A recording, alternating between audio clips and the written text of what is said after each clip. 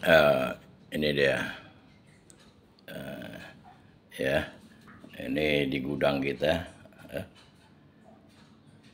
stok cukup tersedia. Ini yang di dalam gudang, bisa kita lihat. Ya. Kemudian ini kita coba di luar gudang. Ya, ini yang di luar gudang.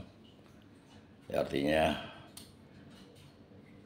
ketersediaan Bima Boh Iti Masin Aceh cukup tersedia, bisa diperoleh di reseller kita di Pasar Induk Lambaro, juga di Pasar Al Maherah Lam Dingin.